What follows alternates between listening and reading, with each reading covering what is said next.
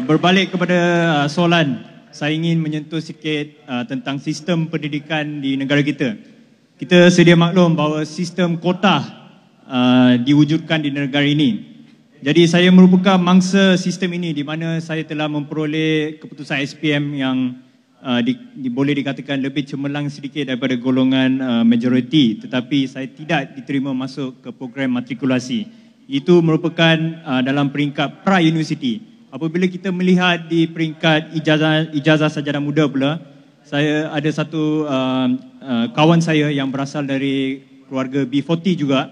Beliau juga merupakan salah seorang berbangsa Cina. Beliau mendapat keputusan 4 flat dalam peperiksaan SCPM. Beliau telah memohon di Universiti Malaya dan beliau telah memohon di Nanyang Technological University di Singapura. Tetapi malangnya Universiti Malaya telah menolak tawaran beliau dan Nanyang Technological University of Singapore telah menerima permohonan beliau. Jadi saya ingin tanya, kenapa segregasi dalam sistem pendidikan di negara ini masih dikatakan masih wujud? Bukankah kita semua merupakan anak bangsa diri Malaysia? Jadi saya sanjungi Datuk Seri kerana sentiasa menegakkan keadilan. Kerana ini juga merupakan salah satu punca berlakunya brain drain dalam negara ini. Baik. Jadi, bilakah kita akan dapat melihat sistem pendidikan yang akan hanya berasaskan meritokrasi? Baik. Terima kasih, Datuk Seri. Silakan, Datuk Seri. Ini soalan yang sangat kritikal, penting, yang kita harus bahaskan dengan tenang. Tapi saya, sebagai generasi lalu, saya rasa terkesan dan senang dengan reaksi saudara. Kalau zaman saya dulu, kalau ada seorang tanya begitu, itu anak-anak mahasiswa Melayu itu akan bantah keras. Ya, tegang akan jadi majlis.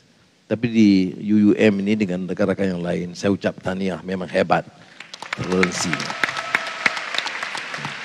Ini hasil pendidikan yang lebih toleran. Baik, soalannya tentang kota.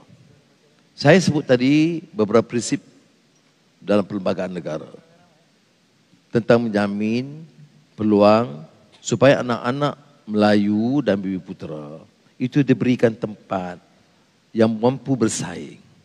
Ya. Ini kita kekalkan.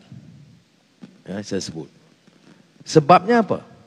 Kalau kadang-kadang kalau tidak ada begini, kita akan lihat kesenjangan yang berlaku seperti kita saksikan Universiti Malaya tahun 70-an, 60-an. Engineering faculty, anak Melayu, 0. Kalau masuk, koyak. Medical faculty, 12%. Jadi ada usaha oleh Allahyarhamku Aziz dan kementerian pada masa itu, dan kami pun mendukung. Ada asasi, ada program khas untuk bantu anak-anak Melayu supaya boleh bersaing. Jadi program begitu harus kita kekalkan. Supaya jangan jadi besok keadaan di mana tempang. Jadi dalam fakulti perubatan dan maka jumlah anak-anak Melayu itu akan sangat kurang. Keadaan tentunya berubah. Keputusan akademik anak-anak Melayu yang cemerlang pun ada.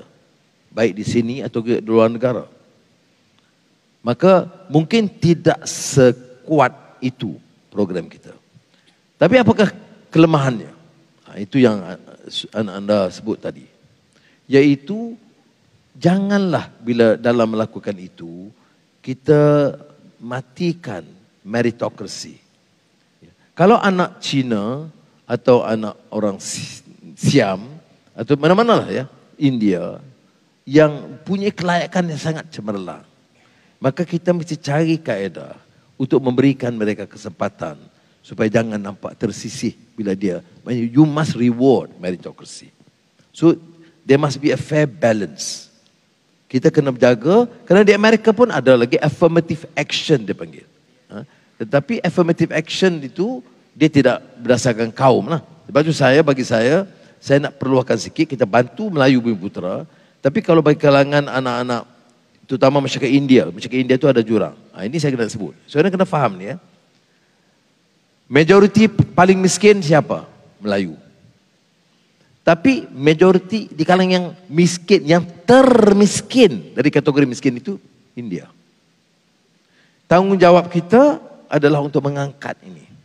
Jadi bila kita buat ini, jangan pakai ini, saya ini liberal, saya ini tak tolong Melayu. Ini paham yang dimainkan di luar sana. Terutama dekat PRN ini. Ini Anwar ni sekarang. Tak betul. Kalau tengok semua program ini, dia memberi manfaat kepada anak Melayu. Malah program kota ini, saya setuju kekalkan. Tetapi, kita kena cari jalur lain untuk memberi ruang kepada anak-anak bukan Melayu, bukan Bumiputera, yang pintar, yang keputusannya baik, supaya jangan nampak tersisih. Maknanya peluang itu bertambah. Jadi, faham itu ya? Boleh terima ke begitu? Sebab kalau kita ambil keputusan sekarang, ketepikan sama sekali dasar yang kota Bumiputera, itu akan jadi peperangan luar besar. Ya. Dalam politik itu akan digunakan, ini sejak Anwar jadi Perdana Menteri, dia telah menghilangkan kota Melayu. Maka selerak-tarak kita jadi. Jadi saya cadangkan, ya, dan saya dah sampaikan kepada Fadlina, Menteri Pendidikan, supaya kekalkan kota tetapi buka ruang kepada yang bukan Melayu, yang punya keputusan yang baik, supaya jangan kita patahkan semangat dia. Anak muda pintar, kita bantu dia supaya dia dapat bersama dalam fakulti pilihan dia. Boleh begitu ya? Betul? Nampak malap macam ni, saya pun dah susah hati ni. Tetapi kena faham, is a very sensitive subject. Ada kadang-kadang tuntutan macam setengah-setengah. Dia macam kat India, dia ekstrim pula. Padahal Malaysia ini sekarang umpamanya terhadap minoriti kita harus perbaiki. Tetapi di antara rekod yang baik. Kalau negara-negara lain, saya selaku Perdana Menteri tak bersebut negara lain. Kalau kritik itu jadi sensitif. Ada negara lain di mana minoriti umat Islam itu langsung tak dapat tempat. Tapi jangan kita jadikan itu sebagai contoh.